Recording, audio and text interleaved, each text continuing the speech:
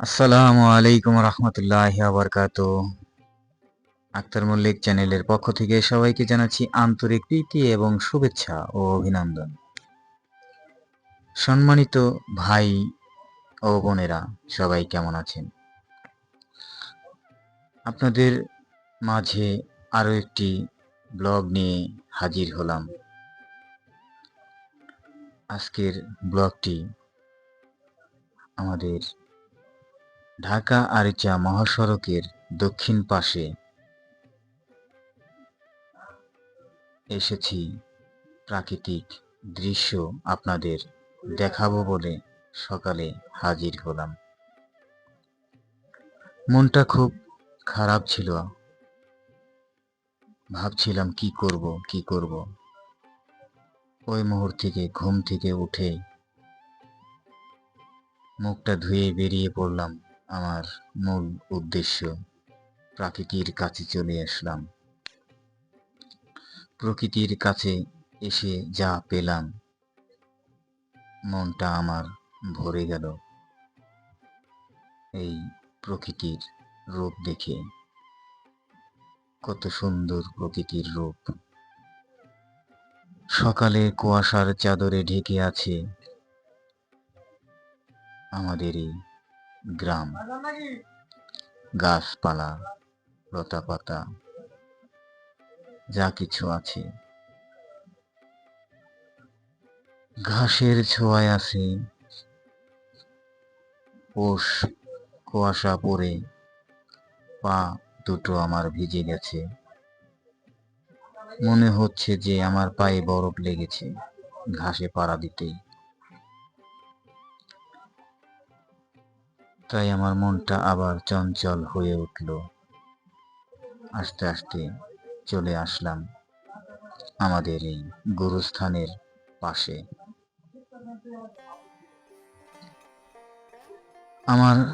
এটা আমাদের গুরুস্থানের প্রাচীর, মানে এটা ওয়াল কমপ্লিট হয়নি, আনকমপ্লিট রয়ে গেছে আজও। কত টাকা পয়সা উঠলো বছর বছর, এই টাকা পয়সাগুলো কোথায় যায় কিছুই বলতে পারি না।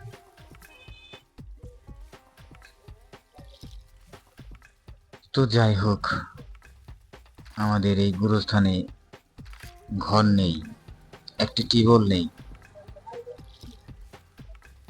ঝড় বৃষ্টি আসলে এই গুরুস্থানের অবস্থাটা হয় কি, ওই কাগজ টানায় সবাই কাগজের নিচে দাঁড়ানো হয়, তাছাড়া আর কোনো উপায় থাকে না।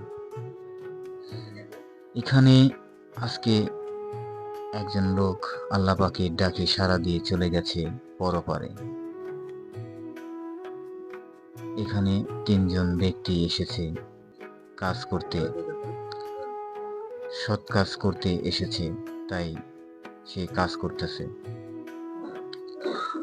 এখানে তার জন্য একটি ঘর নির্মাণ করা হচ্ছে। অনন্তকালের জন্য তাকে এখানে রেখে যাবে, আর কেউ দেখতে আসবে না সে কেমন আছে, সে কি খেলো আর কি খেলো না, কোন অবস্থায় আছে। কোনো আত্মীয় স্বজন আর খোঁজ নিতে আসবে না। তার একটি মাত্র খোঁজ নেবে তার আখলাখ, চরিত্র, আমল। এক হলো বদ আমল, আর এক হলো নেক আমল। সে কোন আমল করেছে, সে আমলের